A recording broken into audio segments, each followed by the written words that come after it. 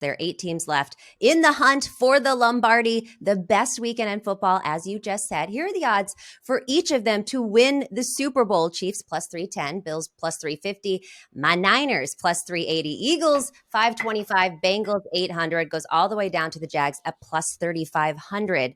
Which team do you like to win it all?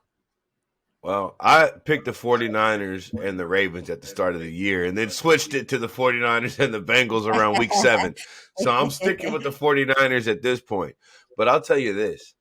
I think the winner of the San Francisco-Dallas game is going to be the representative of for the NFC in the Super Bowl. So the Niners. I've been conflicted on it. We'll get to it later on. But I'll put it like this. I'm sticking with my Niners Super Bowl ticket. Me and Brock, the Rock Purdy. Let's go. Brock the Rock Purdy, Glock Purdy. I mean, he has so many good nicknames. And of course, I absolutely love this kid. Yeah, I'm going to pick the Niners for this one as well. And we talked about this in the pre-show about kind of playing with house money. The fact that the Niners are on their 3rd string quarterback, and he actually happens to be the best quarterback of the bunch. And this offense has completely opened up and the defense is playing as good as they are. We're just excited over here in Faithful Nation. But is there a Super Bowl future that you put in? It seems like it was Niners Ravens. Then you went ahead and switched it to the Bengals. So we're riding hard with the Yeah, I took the Bengals back when they got their record right to 500. You know, they started out kind of slow. And I took the Bengals. I said, this offensive line looks like it's coming together a little bit. Okay. I see the vision. You know, so I bet on that. And then actually just last week, we were at a Extra Points Live Probapalooza in Vegas. We had people come and we were doing live shows and had a live watch party for week 18 and the college football playoff. And I went to Caesars Sportsbook and I took out a future on the Dallas Cowboys. They had just lost to the Washington Commanders by a ton. Dak had thrown like 80 million interceptions. Zeke is running in quicksand.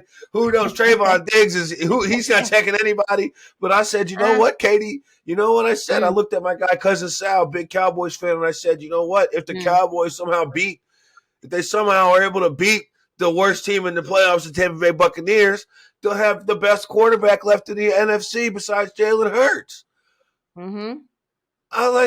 Seems like good math to me. So I took the Cowboys as well. So one of these will be dead by Monday, but those are my 3 futures that are still out there. 49ers, Cincinnati, and your Dallas Cowboys.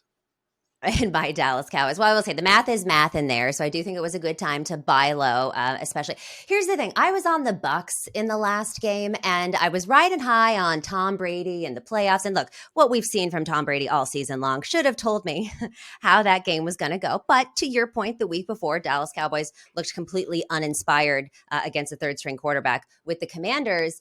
And but now I think that there's no way that a team with a losing record should have ever had home field advantage in the playoffs. Like, what a joke that was. And Tom Brady, I hope he does retire because he looked lost. Like, he didn't even know how to throw a football anymore. And yes, they made Dallas look really good, but was that because Dallas is really good or because the Bucks were so bad? There were so many holes in their defense and Tom Brady looked absolutely pedestrian. But again, we will get into that matchup a little bit later.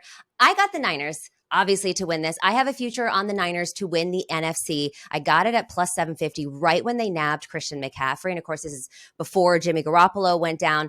My future that I put in before, so when the Niners first started this season, we had Trey Lance. I didn't have big hopes for the Niners this season. I thought, we're going to have this kid that's a rookie. There's going to be some ups and downs. Hopefully we have a winning record, but I didn't have aspirations to go to the Super Bowl. I really thought this is the Bills' year. And even though they were the favorite, it was a little bit chalky. I was like, I'm going to lock in the Bills to win the Super Bowl. And I don't know how I feel about that one now with Josh Allen and all of his turnovers. You're big on the Bengals. Do you think that the Bills can still get there? No. I don't. Yeah. I honestly, it's kind of taboo to say, but I think that they were cruising for a loss on that Monday night game that ended up being suspended.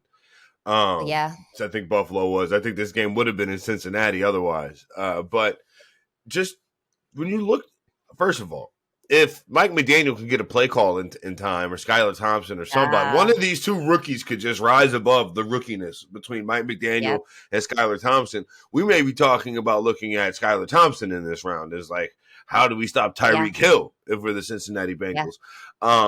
Because that thing came right down to the wire.